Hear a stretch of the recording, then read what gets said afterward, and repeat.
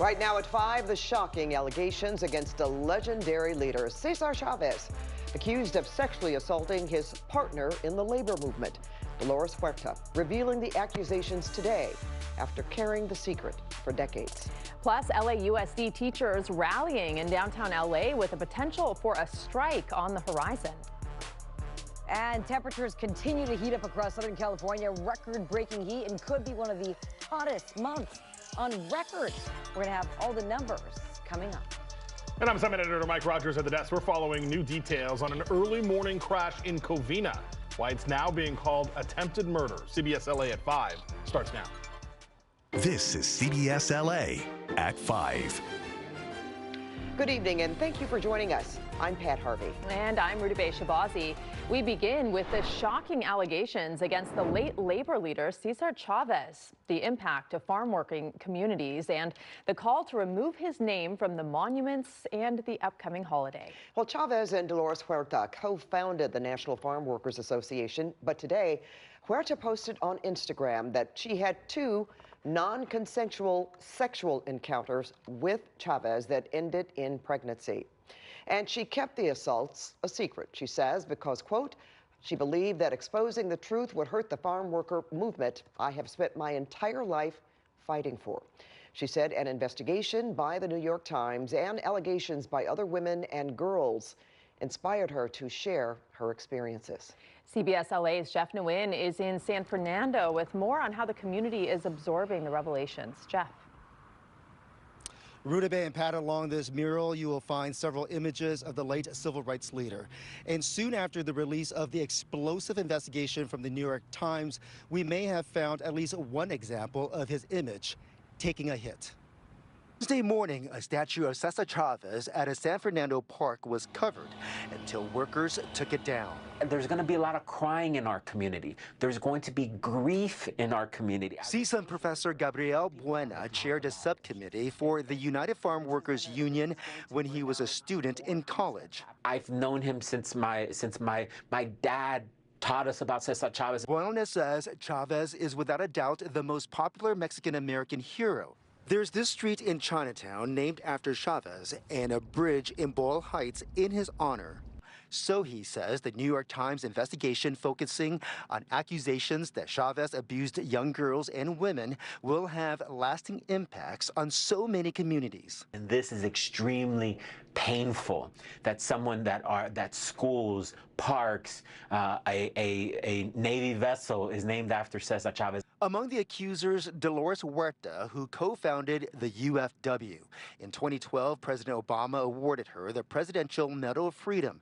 Professor Mindy Romero is the director of USC's Center for Inclusive Democracy. If you know Dolores Huerta, you respect her. She's revered within the Latino community, but far beyond. And her words carry a lot of weight. Both professors say history is filled with people who did good things but were deeply flawed. Dealing with such duality is not a one-size-fits-all. We have to talk to the community, have to listen to people, to understand where people are at, and kind of navigate out of this together. Dolores Huerta says she carried her secret about Chavez for as long as she did because building the movement and securing farm worker rights was her life's work.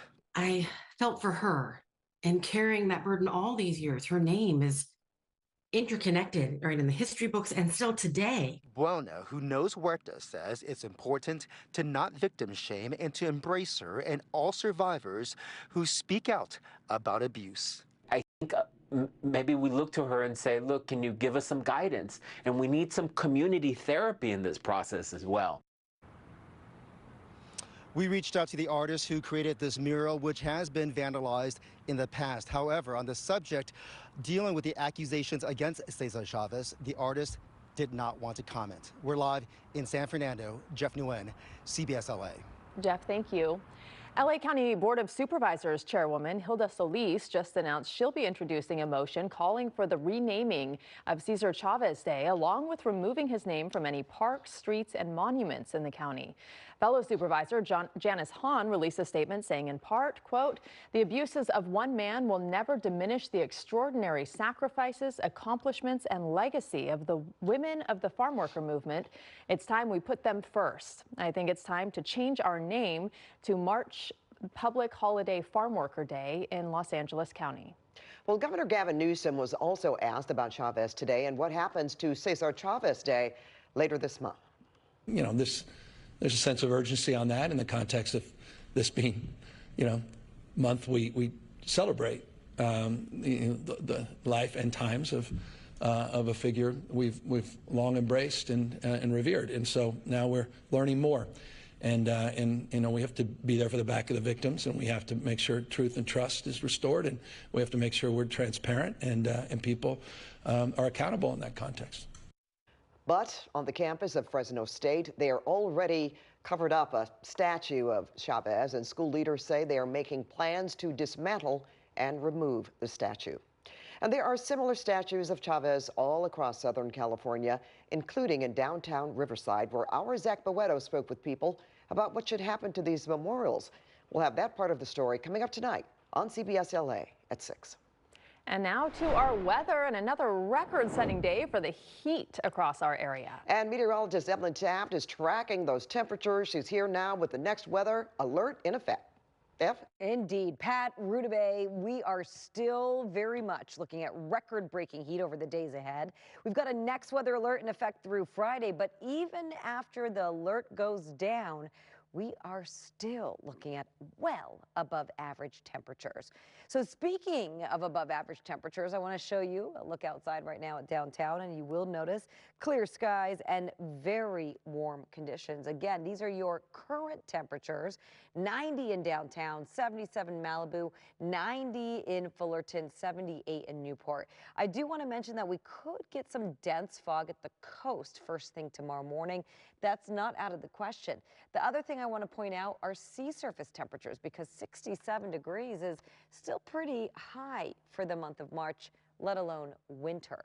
So temperatures continue to stay extremely warm across Southern California as we move into the next few days, downright hot.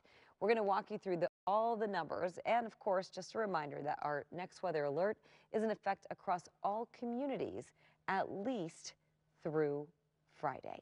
25 to 35 degrees above average, and monthly records under threat. Speaking of records, we're keeping eyes on records that could be coming down any minute now. But right now, Pat Rudabay, back to you. All right, thanks so much. See you in a bit, Ev.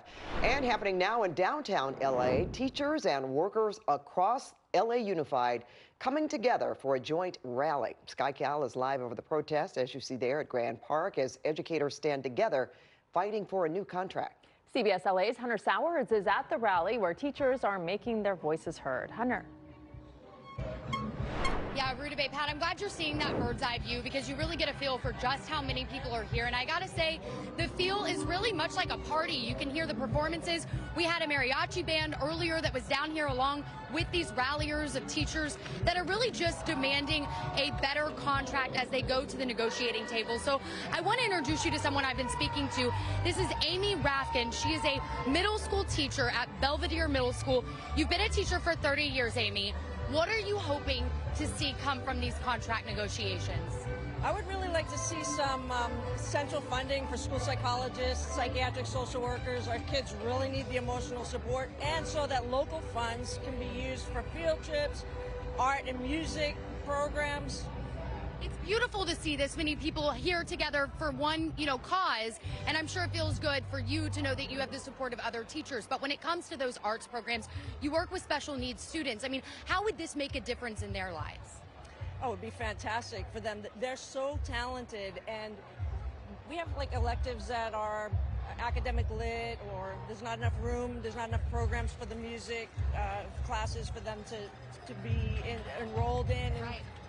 It would mean a lot to them. I mean, they're super smart, and they would love it. And that would be their life. So this is more than just about a contract, more money. This is about something that can make a difference in the lives of these students. Amy, thank you for speaking with us today. And we did just get a response from LA Unified. Of course, we've been asking what their response is to these rallies that are going to be happening and possible strikes. Take a look at your screen here. This is what they said. The district says it is actively engaged in negotiations with its labor partners and remains committed to reaching agreements that balance the needs of students, families, and staff while ensuring long-term fiscal stability, and is offering UTLA an 8% pay raise plus a one-time 3% bonus over the next 2 years. So again, that statement just coming down from LA Unified. I asked some of the teachers here today what their response was. They said that it's very complicated, that they say that's not all there is to it. There are a lot of things they want protections against, like AI, job security, and of course, better pay. They say they want a fair wage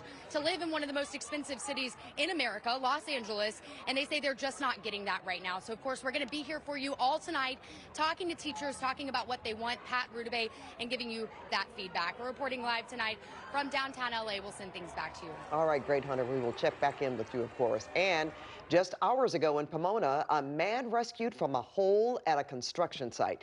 Now, it's unclear how that man ended up in the 15-foot hole and what his relation was to the construction site.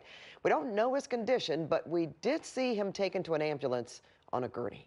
An update now to an early morning crash that created chaos and had police looking for a suspect. And CBS LA assignment editor Mike Rogers at the desk. Mike, you just got an update from police, and tonight they're calling this an attempted murder? Yeah, certainly Pat Rudabay taking a little bit of an extra step here. We've been telling you about this all morning on CBS LA Mornings, and now we've got that update from the Covina Police Department. Go ahead and take a look at the video. This happened early this morning, just before 6 a.m. Tonight, the Covina Police says that a husband was chasing his wife in separate cars. The wife had a daughter in the car as well. The husband repeatedly tried to ram his wife in a case of domestic violence, they say.